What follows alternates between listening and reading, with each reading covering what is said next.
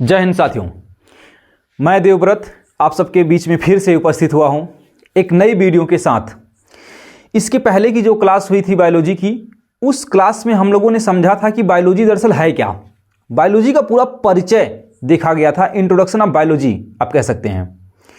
और उस क्लास में हम लोग जाते जाते इस बात को समझे थे कि बायोलॉजी दरअसल सजीवों का अध्ययन है, निर्जीव पदार्थ का अध्ययन बायोलॉजी में नहीं किया जाता है। बायोलॉजी के अंतर्गत सिर्फ उसी पदार्थ का अध्ययन किया जाता है जो या तो वर्तमान में सजीव हैं या कभी पास्ट में सजीव थे। निर्जीव पदार्थ का अध्ययन बायोलॉजी नहीं करती है। अब हम इस क्लास में समझने वाले हैं कि दरअसल सजीव और निर्जीव के बीच में क्या अंतर होता है, कैसे हम पहचाने कि कोई पदार्थ जो हमारे सामने है वह सजीव है या निर्जीव है। आप कहेंगे बहुत बेसिक है। हाँ है बेसिक जरूर, ये बात हमारी कि हम देखकर समझ पाते हैं कि यह सजीव है। दरअसल आप जब किसी पदार्थ को देखते हैं तो उस पदार्थ में कुछ और देखते हैं जो यह साबित कराता है कि यह सजीव है। तो कौन कौन से ऐसे बिंदु हैं जिससे हमें यह पता चल पाता है कि यह पदार्थ सजीव है। दुनिया के सभी पदार्थों को हम लोग केवल दो ही कैटेगरी में बांट सकते हैं। नंबर एक कैटेगरी जो हमारी आती है वो सजीव है। या तो कोई पदार्थ सजीव होगा, अगर वह सजीव नहीं है तो वह निर्जीव होगा। मतलब सिर्फ दो ही क्लासिफिकेशन होगा इस आधार से। बायोलॉजी जो है पूरी दुनिया के हर पदार्थों को केवल दो ही हिस्सों में बांटती है। नंबर एक सजीव, नंबर दो निर्जीव। अब सवाल आपके मन में आए, क्या कोई ऐसा भी पदार्थ है जिसे हम सजीव भी न कह सके, जिसे हम निर्जीव भी न कह सके, मतलब इस दोनों लाइन को तोड़ दे? इसका आंसर होगा हाँ। वायरस इस दुनिया में एक ऐसा ऑब्जेक्ट है, वायरस, जिसे हम ना तो पूरी तरह से निर्जीव कह पा रहे हैं और ना ही हम उसको पूरी तरह से सजीव कह पाते हैं।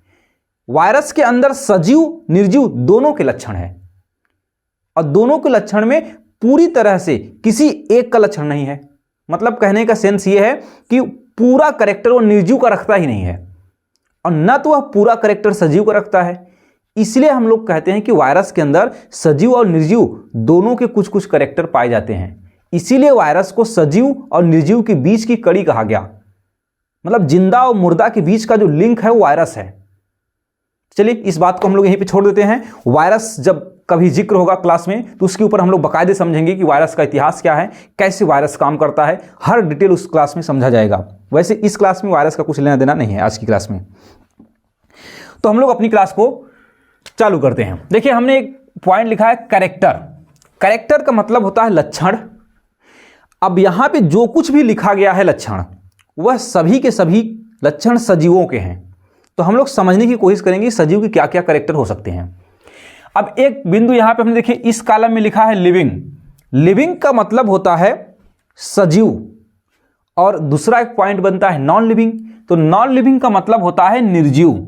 और हमारी आज की क्लास का मेन मकसद ही है कि हम सजीव और निर्जीव के बीच में अंतर को समझ पाए।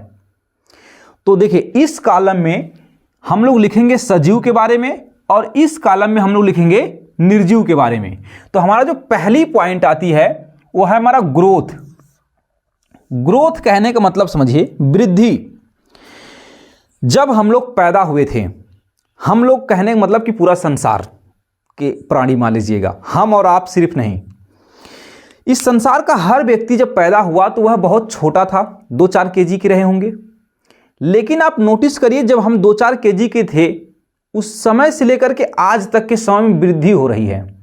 लगातार हमारी साइज बड़ी हो रही है, हम वेट में वृद्धि कर रहे हैं, हम हाइट में वृद्धि कर रहे हैं। मतलब हमारी वजन बढ़ रहा है, हमारा भार बढ़ रहा है। तो ये जो वृद्धि हो रही है, क्या यह वृद्धि सजीवों के अंदर ही सिर्फ होता है या निर्जीव के अंदर भी होता है? तो दरअसल जो वृद्धि होती है एक ऐसा पॉइंट है जो सजीव और निर्जीव दोनों के अंदर होता है, लेकिन दोनों में होने का तरीका बिल्कुल अलग है। जो हम लोग हैं, हम लोग भी लगातार बढ़ रहे हैं। इस संसार में पर्वत हैं बहुत ऐसे, और पहाड़ जिसे आप कहते हैं, ये सब लगातार साइज में बड़े हो रहे हैं। इनके बड़े होने का अलग कारण है और हमारे बड़े होने का कारण अलग है। दरअसल जो वृद्धि होती है दरअसल 2 प्रकार की है। नंबर 1 पर आता है आपका आंतरिक वृद्धि और नंबर 2 पे आता है आपकी बाह्य वृद्धि। आंतरिक वृद्धि को कहते हैं इंटरनल ग्रोथ और बाह्य वृद्धि को कहते हैं एक्सटर्नल ग्रोथ। जितने भी संसार के जीव हैं वे सभी जीव अंदर से बढ़ रहे हैं, मतलब हमारे अंदर कोशिका विभाजन हो रहा है और कोशिका विभाजन की वजह से हमारी वृद्धि हो पा रही है और यह वृद्धि आंतरिक वृद्धि है। हम अंदर से बढ़ रहे हैं, बाहर से नहीं। अब सवाल समझते पर्वत कैसे बढ़ रहा है। जो पर्वत है उसके बड़े होने का कारण यह है कि जब हवाएं चलती हैं तो धूल मिट्टी कण उस हवा के साथ उस पर्वत तक पहुंचते हैं और इकट्ठा होते होते हो सकता है 10, 20, 30, 40 साल में, 50 साल में, लाखों साल में 1, 2, 3, 4 इंच पर्वत बड़ा हो जाता है। तो दरअसल आपको अब समझ में आया होगा कि हमारे बढ़ने का तरीका बिल्कुल अलग है। हम भोजन करते हैं और कोशिका विभाजन होता है, फिर हम बड़े होते हैं। पर्वत के अंदर कोशिका विभाजन नहीं होता है, वो बाहर से कोई चीज़ उसके पास आकर के इकट्ठा हो रही है और फिर वह वृद्धि कर रहा है। तो इस तरह की वृद्धि को हम लोग बाह्य वृद्धि कहेंगे और जो हमारे अंदर हुई है उसे हम लोग कहते हैं आंतरिक वृद्धि। तो हम सजीव हैं, तो अब आप समझिए सजीव के अंदर आंतरिक वृद्धि होती है और निर्जीव के अंदर बाह्य वृद्धि होती है। तो हमने जो अगला पॉइंट लिखा यहाँ पे है इंटरनल ग्रोथ। इस ग्रोथ शब्द को इसके आगे जोड़ लीजिएगा। दुनिया के हर सजीव के अंदर आंतरिक वृद्धि होती है, इंटरनल ग्रोथ, और निर्जीव पदार्थ के अंदर तो सामान्यतः वृद्धि नहीं होती है। अगर किसी पदार्थ के अंदर वृद्धि हो भी रही है तो उस पदार्थ के अंदर वृद्धि जो हो रही होगी वह एक्सटर्नल होगी, आंतरिक संभव ही नहीं है, आंतरिक संभव ही नहीं है। अब कुछ अपवाद को मध्य जबरदस्ती डालिएगा, जैसे लकड़ी जो है, लकड़ी उसको पानी में डुबो दीजिए तो अंदर उसका पानी सोख लेता है तो उसके भार में वृद्धि आ जाती है। तो आप कहेंगे सर ये तो बाहर से नहीं बढ़ी है, अंदर से बढ़ गई, अंदर सारा चीज चला गया है। तो दरअसल गया तो बाहर से ही अंदर है। ठीक, तो इस तरह की चीजों में उलझिए मत, बस कंसेप्ट को समझिए। तो अगली बात को समझते हम लोग हैं। दूसरा पॉइंट हमने लिखा है सेल। सेल का मतलब होता है कोशिका। इस संसार की हर जो पदार्थ है, जो सजीव पदार्थ हैं, इस संसार में जितने भी आपको पदार्थ दिखाई दे रहे हैं अगर वो सजीव है तो वह पदार्थ कोशिका का ही बना होगा। जैसे मैं एक सजीव पदार्थ हूं, आप एक सजीव पदार्थ हैं। जो बैल, कुत्ता, बिल्ली, सुअर, गधा, हाथी, ये सब क्या है? पदार्थ हैं और ये सजीव पदार्थ हैं। तो इस संसार के सभी सजीव पदार्थों का जो निर्माण हुआ है वह निर्माण कोशिका से ही हुआ है। जैसे यह मार्कर निर्जीव है, इसका निर्माण कभी क्या कोशिका से हुआ था? कभी नहीं हुआ था, आज भी नहीं हुआ है। तो मतलब कहने का सेंस यह है कि निर्जीव पदार्थ कोशिका के नहीं बने होते हैं और सजीव पदार्थ कोशिका के ही बने होते हैं। ये एक अंतर है। अब कहेंगे सर टेबल, मेज, कुर्सी, इसको क्या कहें आप? यह तो लकड़ी है और लकड़ी निर्जीव है, और ये जो लकड़ी निर्जीव है और बनी लकड़ी किससे बना है? कोशिका का ही बना है। तो आप कहेंगे सर ये निर्जीव पदार्थ कोशिका का ही बना है। तो दरअसल वह पदार्थ कभी सजीव रहा होगा। यहां जो अंतर हो डिस्कस किया जा रहा हो, परमानेंट सजीव और परमानेंट निर्जीव की बात हो रही है। जो कभी सजीव था उसकी बात नहीं हो रही है। वो भले आज निर्जीव अवस्था में होगा लेकिन वह पास्ट समय में सजीव रहा होगा। तो टेबल, कुर्सी आज भले आपकी निर्जीव अवस्था में है लेकिन वो लकड़ी कभी इस पृथ्वी पर सजीव के रूप में थी। चलिए, तो ये बात आपको शायद समझ में आ गया होगा पूरा। मैं उम्मीद करता हूं कि सभी सजीवों का निर्माण कोशिका से ही होता है और सभी निर्जीव का निर्माण कोशिका से नहीं बल्कि वो एटम के रूप में, सब कुछ जो आप केमिस्ट्री में पढ़ते हैं, परमाणु, अणु, उस अवस्था में पदार्थ के कण होते हैं जिनसे निर्जीव पदार्थों का निर्माण होता है। तो एक लाइन में आप कह सकते हैं कि सर जो कोशिका है, कोशिका लिविंग मतलब सजीवों के अंदर प्रेजेंट होती है और निर्जीव के अंदर अब्सेंट होती है। मैं ए लिख दिया हूं और ए को आप अब्सेंट मान लीजिएगा। अब मैं जहां जहां प्रेजेंट की आवश्यकता होगी वहां वहां पी ही लिखूंगा, पी फॉर प्रेजेंट और ए फॉर अब्सेंट, इतना मान के चलिएगा। तो कोशिका जो होती है यह सजीवों के अंदर प्रेजेंट होती है और निर्जीव के अंदर प्रेजेंट नहीं होती है। अब दूसरी बात समझिए, कोशिका के अंदर एक हमेशा रिएक्शन चलता है जिसको हम लोग नाम देते हैं मेटाबॉलिक रिएक्शन। मेटाबॉलिक रिएक्शन इतना इंपॉर्टेंट रिएक्शन है कि अगर यह रिएक्शन चलना बंद हो जाए तो हम सबके सब मर जाएंगे इस पृथ्वी पे। अगर हमारे अंदर यह रिएक्शन बंद हुआ तो हम मर जाएंगे, अगर आपके अंदर यह रिएक्शन बंद हुआ तो आप मर जाएंगे, अगर किसी भी जीव के अंदर यह रिएक्शन बंद हो गया तो वह जीव मर जाता है। तो दरअसल यह रिएक्शन चलता कहाँ है? यह कोशिका के अंदर उपस्थित प्रोटोप्लाज्म के अंदर चलता है। अब सजीव के अंदर ही कोशिका होती है तो यह रिएक्शन कहाँ चलेगा? सजीव के अंदर ही चलेगा। निर्जीव के अंदर कोशिका ही नहीं होती है तो यह रिएक्शन सजीव निर्जीव के अंदर चल सकता है? नहीं। तो ये एक बेसिक अंतर दूसरा हो जाएगा कि जो मेटाबॉलिक रिएक्शन होता है यह केवल किसके अंदर प्रेजेंट है? सजीवों के अंदर, और जो निर्जीव हैं इसके अंदर ये चीजें अब्सेंट होती हैं। मतलब कि मेटाबॉलिक रिएक्शन जो है सजीव के कोशिकाओं में चलता है और निर्जीव के पास तो कोशिका ही नहीं है, उसके अंदर यह रिएक्शन नहीं चलता है। अब अगली बात समझते हम लोग हैं प्रोटोप्लाज्म। हमने अभी जस्ट आपके सामने एक शब्द प्रयोग किया था कि कोशिका के अंदर एक तरल पदार्थ होता है, लिक्विड होता है। उसी लिक्विड को हम लोग प्रोटोप्लाज्म कहते हैं और यह लिक्विड वहीं होगा जहां पे कोशिका होगी। जहां कोशिका नहीं है वहां पर यह पदार्थ भी नहीं होता है। तो आप अगला अंतर कह सकते हैं कि सर जो प्रोटोप्लाज्म है यह केवल सजीव की कोशिका में ही प्रेजेंट होता है और निर्जीव के अंदर यह अब्सेंट होता है, क्योंकि निर्जीव के अंदर कोशिका ही नहीं होती है। तो कोशिका के अंदर प्रोटोप्लाज्म कहां की बात करें हम? जब कोशिका ही नहीं है तो प्रोटोप्लाज्म भी नहीं होगा, जब प्रोटोप्लाज्म भी नहीं होगा तो मेटाबॉलिक रिएक्शन भी नहीं होगा। तो ये सारी चीजें अब्सेंट होती हैं किसके अंदर? नॉन लिविंग के अंदर, और ये सारी चीजें प्रेजेंट होती हैं लिविंग के अंदर। अब आगे देखिए, अगला जो अंतर हमारे पास है वह है मोमेंट, गति। जैसे मैं जीवित हूं इसीलिए तो गति कर पा रहा हूं, मतलब मैं सजीव हूं इसीलिए गति कर रहा हूं। निर्जीव पदार्थ अपने आप गति नहीं कर सकती, वह किसी तरह के फोर्स की उसको आवश्यकता होती है। या तो कहीं न कहीं से आप इलेक्ट्रिसिटी से फोर्स दें उसको, जैसे आप ट्रेन को देख रहे हैं, या तो वह डीजल से चलेगी या तो इलेक्ट्रिसिटी से चलेगी, मतलब वो अपने आप नहीं चल सकती, उसको अलग से एक्स्ट्रा फोर्स की आवश्यकता पड़ती है। लेकिन हम लोग अपने आप खुद का चल पा रहे हैं, अपनी स्वेच्छा से चल पा रहे हैं। सबसे बड़ी बात यह है हमारा मन करेगा तो हम चलेंगे। ट्रेन का मन हो या ना हो, ड्राइवर का मन होना चाहिए तो वो चलेगा। तो जो सजीव होते हैं उनके अंदर गति पाई जाती है, और वह भी गति जो होती है अपनी स्वेच्छात्मक गति होती है। ऐसा नहीं कि वह अपनी स्वेच्छा के विरुद्ध भी चल जाए, मतलब मेरा मन नहीं तो मैं चला जाऊं, ऐसे कैसे संभव है? निर्जीव के अंदर गति जो होती है, जैसे ट्रेन का चलना, जहाज का चलना, वो दरअसल वो अपने आप नहीं चल रहे हैं, उसे लेकर चला जा रहा है, किसी के द्वारा उस चीज को चलाया गया है।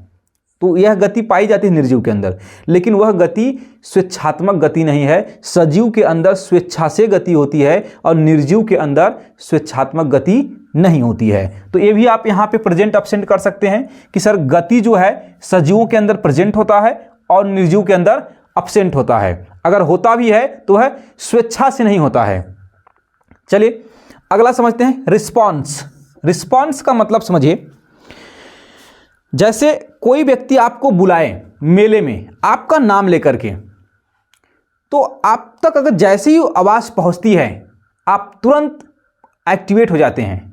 ये जो आपके द्वारा एक्टिवेट हुआ है वही क्या था? आपका रिस्पॉन्स था। जैसे आप सोए हैं और कोई व्यक्ति आपको आया, 2-4 लात दे दिया घींच के, तो आप भी उठ करके 10-20 लात दे दिए उसको। ये जो क्रिया के बाद प्रतिक्रिया हुई है यही रिस्पॉन्स था। मतलब कि आप उत्तर दे रहे हैं, ये रिस्पॉन्स है। आपको अगर कोई चीज चुभाया जाए तो आप उठकर भागेंगे तुरंत। जब उठकर भागें ये क्या है कि मतलब आप जीवित हैं, रिस्पॉन्स कर रहे हैं। अगर आप मर चुके होते तो कुछ भी चुभाइए, क्या आपको कुछ फर्क पड़ता? नहीं। मतलब ये बात सीधी सी साबित हुई कि सजीव के अंदर ही रिस्पॉन्स करने की क्षमता होती है और निर्जीव के अंदर रिस्पॉन्स करने की क्षमता नहीं होती है। एक बेसिक अंतर यह है। अगर आपको बहुत डिटेल नॉलेज चाहिए इस पर न, तो क्लास 11 की जो क्लास है बायोलॉजी की स्पेशली, उसमें अगर आप अध्ययन करें तो इस हर बात का खूब विस्तार से चर्चा किया जाता है। अब ये वनडे एग्जाम को टारगेट में पढ़ाया जा रहा है, तो इसमें हम हर चीज़ को बहुत गहराई से डिटेल डिस्कस नहीं कर पाएंगे, क्योंकि अगर एक एक शब्द के ऊपर इसमें जो भी चीज़ लिखी हुई है उस हर एक शब्द के ऊपर अगर डिस्कस किया जाए तो हर शब्द 10 से 20 मिनट अकेले खुद समय लेगा, क्योंकि इतना विस्तार उस पर चर्चा हो पाएगी। फिर तब आपको 100% शायद आप हर उस बात को समझ पाएं, हर एक बात को, हर एक शब्द से जो इतनी बात है। अब उस चीज़ को हम लोग यहाँ पे डिस्कस नहीं कर सकते हैं। देखिए, तो रिस्पॉन्स किसके अंदर प्रेजेंट है? सजीव के अंदर और निर्जीव के अंदर एब्सेंट होता है। अब देखिए, न्यूट्रिशन लिखा हमने है, इसका मतलब क्या है समझिए, पोषण करना, खाना खाना समझिए सीधे सीधे। हम जीवित हैं, हमको किसकी आवश्यकता है? ऊर्जा की। और ऊर्जा की आवश्यकता किसको है? सजीव को ही ऊर्जा की आवश्यकता है कार्य करने के लिए। तो इस पृथ्वी पे जितने भी आप देख रहे हैं जीव, वो सब के सब भोजन करते हैं, पोषण करते हैं। तो पोषण किसके अंदर प्रेजेंट है? सजीव के अंदर होता है। आप कह दीजिए प्रेजेंट है और इसके अंदर एब्सेंट है। मतलब पोषण सजीव ही करते हैं, निर्जीव पोषण नहीं करते हैं। एक अंतर यह है। अब अगली बात देखिए, एक्सक्रिएशन हमने लिखा, इसका मतलब होता है उत्सर्जन। उत्सर्जन का मतलब समझिएगा, जैसे हमने कुछ खाया पिया तो हमारे शरीर में उसका होगा पाचन। पचने के बाद उसमें कुछ न कुछ ऐसे चीजें होती हैं जो अपशिष्ट के रूप में हमारे शरीर में बच जाती हैं। उस अपशिष्ट पदार्थ को शरीर से बाहर निकालना जरूरी होता है। जो हम अपशिष्ट पदार्थ शरीर से बाहर निकालते हैं वही पदार्थ उत्सर्जी पदार्थ कहलाता है, और इस क्रिया को उत्सर्जन कहते हैं। जैसे मल मूत्र का त्यागना, पसीने का निकलना, नाखून का बढ़ना, ये सब क्या है? उत्सर्जी पदार्थ हैं, और ये सब उत्सर्जन के जरिए ही शरीर से बाहर हो पाते हैं। और यह गुण केवल सजीवों के अंदर ही है।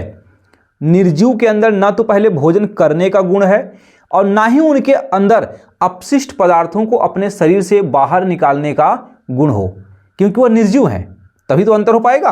तो सजीव के अंदर आप देखेंगे तो क्या पाया जाता है? उत्सर्जन वाला कंसेप्ट प्रेजेंट होता है, और यही कंसेप्ट जो है निर्जीव के अंदर एब्सेंट होता है। तो इस कॉलम की सारी बात को हमने आपको समझाया है। मैं उम्मीद करता हूं कि आपको हर एक बात समझ में आई होगी। अगर फिर भी कोई बात नहीं समझ में आई है तो आप कमेंट में कोई भी जो क्वेश्चन में आपको डाउट हो आप लिख करके भेज दीजिएगा। हम पूरी कोशिश करेंगे कि आपको वहां पर आंसर दे सकें। चलिए, अब हम लोग उसके आगे समझते हैं। अब ये तो पूरी बात हो गई यहां तक। ये हमने कैरेक्टर लिखा था, यहां पे हमने लिविंग कैरेक्टर और यहां पर नॉन लिविंग कैरेक्टर हो गया है। अब इसके आगे देखिए, फिर से हमने कैरेक्टर लिखा है और फिर उसके आगे हम लोग समझेंगे लिविंग और नॉन लिविंग कैरेक्टर को। तो यहां पे इसको थोड़ा सा कर देते हैं, थोड़ा अलग दिखे।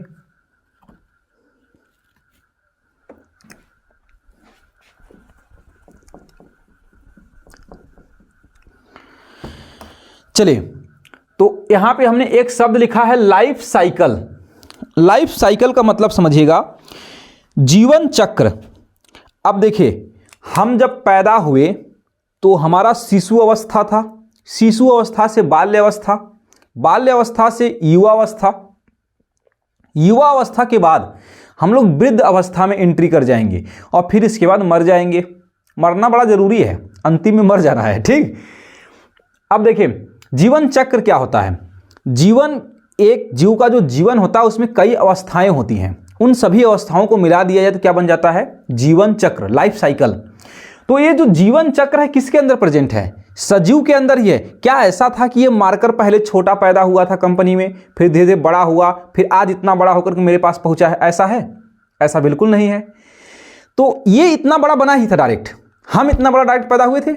ऐसा संभव नहीं है। हम लोग छोटे थे, हम लोग धीरे धीरे क्या हुए हैं? बड़े हुए हैं। तो हमारे जीवन में कई अवस्थाएं आती हैं, मतलब कि सजीव के जीवन में अवस्थाओं का एक क्रम होता है और निर्जीव के अंदर ऐसी कोई अवस्था नहीं होती है। वो जैसा था, वो जैसा दिख रहा है वैसे था, कभी हर समय वैसे था। आप तोड़ मोड़ के उसका आकार आकृति बदल सकते हैं, वो बात अलग है। तो आप कह सकते हैं कि लाइफ साइकिल जो है लिविंग के अंदर प्रेजेंट होता है और नॉन लिविंग के अंदर यही चीज क्या होती है? एब्सेंट होता है। एक अंतर आपके सामने फिर है ये कि सजीव का जीवन चक्र होता है एक निश्चित, और निर्जीव का कोई जीवन चक्र नहीं होता है। अब दूसरी बात समझिए, रिप्रोडक्शन, इसको हिंदी में कहेंगे हम लोग जनन। इस पृथ्वी पर जितने भी सजीव हैं वो जनन करते हैं। जनन करते हैं, जनन का मतलब क्या होता है कि अपने जैसे ही नए बच्चे को उत्पन्न करना, नए संतति को उत्पन्न करना जनन कहलाता है। जैसे मैं मनुष्य हूं तो मैं मनुष्य का ही बच्चा हूं, मेरा बच्चा भी मनुष्य होगा। ऐसा नहीं कि गधा हो जाए, हो सकता है कि दिमागी तौर से गधा हो।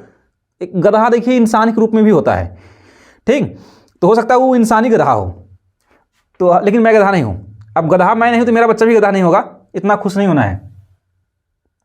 रिप्रोडक्शन तो अपने जैसे ही नए संतति को उत्पन्न करना क्या है, जनन कहलाता है। और यह क्षमता किसके पास है, केवल सजीव के पास है।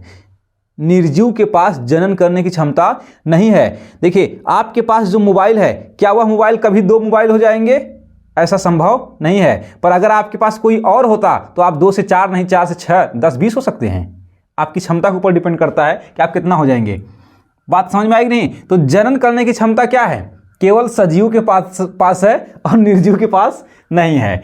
चलिए इस बात को हम लोग यहां पर भी कर देते हैं कि सजीव के अंदर जनन होता है, निर्जीव के अंदर जनन नहीं होता है। ठीक, हमने प्रेजेंट लिख दिया है, उधर एब्सेंट लिख दिया है। अब देखिए रिस्पायरेशन, श्वसन, सांस जो हम ले रहे हैं लगातार, यह किसके अंदर गुण है? इस पृथ्वी पर जो सजीव हैं वही लोग श्वसन क्रिया करते हैं। निर्जीव के अंदर श्वसन की कोई आवश्यकता ही नहीं है। सांस जो चल रही है वो सजीव के अंदर ही है, निर्जीव के अंदर सांस नहीं चलती है। आप जब देखें कभी कोई आदमी मरता तो सबसे पहली प्राथमिकता क्या है कि हम लोग उसका ये चेक करने की कोशिश करते हैं कि इसका सांस चल रहा है कि नहीं। अगर उसकी सांस चल रही है, वह श्वसन प्रक्रिया को भी जारी रखा है, तो मतलब कि अभी वो जिंदा है। अगर उसका सांस रुक चुका है, सांस नहीं ले रहा है, तो वह हो सकता है शायद मर चुका हो। अभी नहीं कहेंगे कि सांस नहीं ले रहा तो मर ही गया है। हो सकता है कुछ बायोलॉजिकल प्रॉब्लम हो। हार्ट में जब प्रॉब्लम होती है, हार्ट अटैक के समय, तो उसमें श्वसन क्रिया बाधक हो जाती है। हाँ, लंबे समय से सांस नहीं लिया तो भैया वो गया है, उसमें कोनो सोचना फिर नहीं है। ये प्रक्रिया सिर्फ 1 मिनट के अंदर वाली बात बोल रहा हूं। चलिए, तो श्वसन किसके अंदर होता है? सजीवों के अंदर होता है और निर्जीव के अंदर श्वसन एब्सेंट होता है। अब देखिए रीपेयर हमने लिखा है। रीपेयर का मतलब देखिए मरम्मत वैसे होता है। अगर हम सबकी को मान लीजिए हमको हाथ में यहाँ चोट लग जाए, तो जब यह चोट लगेगा तो यहाँ पे क्या वह चोट हमारे बुढ़ौती तक वैसे रहेगा? ऐसा संभव नहीं है। 2, 4, 10 दिन बाद क्या हो जाएगा? वो घाव हमारा ठीक हो जाएगा। ठीक कैसे हुआ? मतलब कि सजीव के शरीर के अंदर रीपेयर करने की क्षमता थी, मरम्मत करने की क्षमता थी। तो आप कह सकते हैं कि सजीवों के अंदर टूटी फूटी अंगों को या टूट फूट को रीपेयर करने की क्षमता होती है। तभी तो आपका हाथ जब टूटता है, पैर टूटता है किसी का, तो ठीक हो पाता है। अगर सजीव के अंदर यह क्षमता नहीं होती तो एक बार अगर किसी व्यक्ति का हाथ टूट गया, पैर टूट गया, तो जिंदगी में कभी ठीक भी नहीं होता। लेकिन हमारे अंदर रीपेयर की क्षमता है, इसलिए हमारी चीज़ें जब डैमेज होती है तो समय के साथ फिर ठीक भी हो जाती है, क्योंकि रीपेयर कर सकते हम लोग हैं। निर्जीव के अंदर ऐसा बिल्कुल नहीं है। जो चीज़ें टूट गई वो टूट गई है, वो आपस ना तो जुड़ेगी और ना ही उसके अंदर वृद्धि होगी कि वह सही हो जाए, ऐसा संभव नहीं है। चलिए अब अगली बात को समझते हैं। तो रीपेयर भी प्रेजेंट होता है किसके अंदर? लिविंग के अंदर, और नॉन लिविंग के अंदर हम कह सकते हैं कि एब्सेंट होता है। अब सेंसिटिविटी, इसका मतलब होता है देखिए संवेदनशीलता। इस पृथ्वी पर जो जीव हैं, सजीव, उसके अंदर संवेदनशीलता पाई जाती है, और निर्जीवों के अंदर ऐसा कोई चीज नहीं है। संवेदनशीलता मतलब होती ही नहीं है। इस संवेदनशीलता सिर्फ किसके अंदर है? सजीव के अंदर। निर्जीव के अंदर संवेदनशीलता नहीं पाई जाती है। तो इस चीज को भी हम लोग यहां पे पी कर देते हैं। यहां पर ए हो गया कि इसमें प्रेजेंट है और उसमें एब्सेंट है। अब देखिए दूसरा चीज, एडाप्टेशन, अनुकूलन। जैसे ठंडी, गर्मी, जाड़ा, बरसात, कुछ भी मौसम में अगर चेंज होता है तो हम लोग उसके प्रति क्या होते हैं? अनुकूलित होते हैं। हम लोग भी अपने वातावरण के अकॉर्डिंग क्या होते हैं? ढलते हैं। जैसे अगर हम लोग राजस्थान चले जाएं तो वहाँ टेम्परेचर थोड़ा सा ज़्यादा रहता है, तो हमारा शरीर धीरे धीरे क्या हो जाएगा, वहाँ के माहौल में ढलने लगेगा।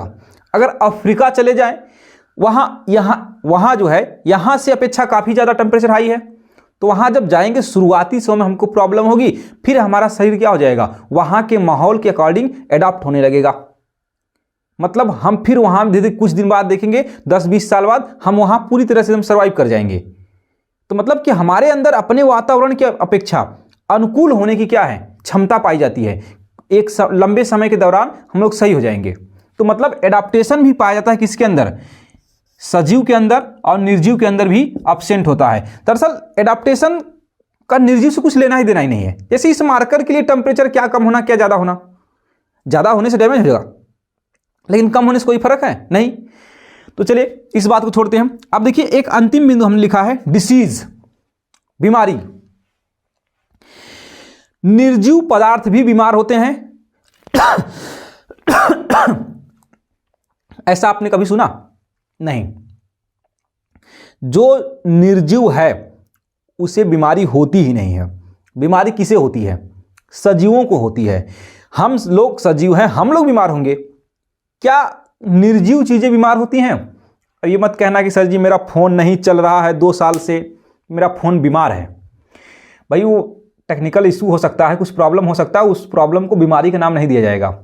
वो दरअसल फोन ही सजीव नहीं है, तो बीमारी सजीव में होती है। आपका फोन नहीं चल रहा, पंखा नहीं चल रहा, टीवी नहीं चल रहा है तो बीमार है टीवी, ऐसा नहीं बोलना है। टीवी बिगड़ी हुई है, ठीक है। तो बीमारी जो है किसके अंदर होता है? वो केवल सजीवों के अंदर ही होता है, निर्जीव के अंदर बीमारी भी नहीं होती है। अच्छा एक खास बात समझिए यहाँ से, जो ताजमहल है, ताजमहल का पीला पड़ना कुष्ठ रोग कहलाता है। वह एक नाउन है बस, जिसके जरिए हम लोग बस एक उपनाम दे दिए कि भाई इस प्रक्रिया को हम इस नाम से जानेंगे, कुष्ठ रोग। कहेंगे सर संगमरमर में कुष्ठ रोग हो गया, निर्जीव चीज में रोग हो रहा है। तो वो एक कहने का सेंस है सिर्फ साइंस की दुनिया का।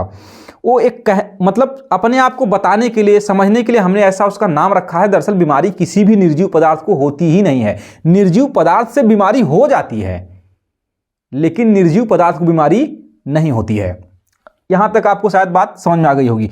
अब देखिए जो भी सजीव होते हैं उसका एक शेप होता है और एक उसकी साइज भी होती है। मतलब देखिए अगर आपको हम कहेंगे कि कुत्ता का इमेज बनाओ, तो कुत्ता का इमेज बनाओगे तो उसमें क्या 2 हाथ का इतना बड़ा सूंड बना दोगे?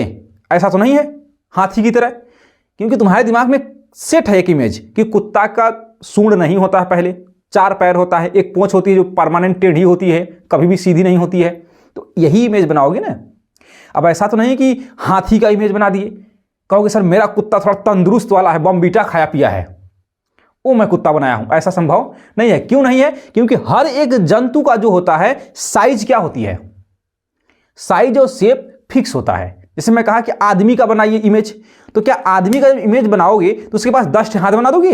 ऐसा संभव है नहीं, क्योंकि तुम्हें पता है कि आदमी के पास क्या होता है, केवल 2 ही हाथ होता है। 10 हाथ बना दिए तो राक्षस कैटेगरी में गिना जाएगा वो। तो इतनी सारी बातें हुई, इन सभी बातों में एक बात छूट रही है जो अंतिम में हम लोग उसको ऐड कर लेते हैं, जिसे हम लोग कहेंगे डेथ, मृत्यु। अब देखिए जो मृत्यु है, दरअसल ये चीज जो है केवल सजीवों के अंदर ही होता है, निर्जीव के अंदर होता ही नहीं है। जैसे आप कहेंगे ये मार्कर एक दिन मर जाएगा, ये मैं सेंटेंस सही प्रयोग कर रहा हूं इसके लिए? बिल्कुल गलत है। मार्कर नष्ट होगा, मरेगा नहीं। हम मरेंगे क्योंकि हम सजीव हैं। तो सजीवों की क्या होगी? हर सजीव का एक दिन मृत्यु संभव है, मतलब कि उसको एक दिन मरना ही होगा। निर्जीव के अंदर मृत्यु की कोई ऐसी अवधारणा नहीं होती है। निर्जीव पदार्थ समय के साथ भले नष्ट हो जाता है, पर उसके अंदर मृत्यु वाला कंसेप्ट नहीं होता है। सजीव ही मरते हैं, निर्जीव नहीं मरते हैं। तो अंतिम अंतर आप यह भी कर लीजिए, जो जीवन का अंतिम अवस्था है मृत्यु, वृद्ध अवस्था के बाद डायरेक्ट मृत्यु प्राप्त होती है। तो मृत्यु जो है यह सजीवों का लक्षण है, निर्जीवों का लक्षण नहीं है। तो आज की क्लास में साथियों हम लोगों ने समझने की पूरी कोशिश की है कि सजीव और निर्जीव के बीच में क्या अंतर है, कैसे हम यह पहचाने कि यह चीज सजीव है और यह चीज निर्जीव है। तो हमारा प्रयास रहा कि हम अपनी बात को आपको समझा पाए। आज के लिए बस करते हम लोग हैं। इसके बाद जो वीडियो थर्ड होगा उसमें हम ये समझने की कोशिश करेंगे कि सजीव पदार्थों को, अब देखिए दुनिया के सभी पदार्थों को हमने दो कैटेगरी में बांट दिया, निर्जीव और सजीव।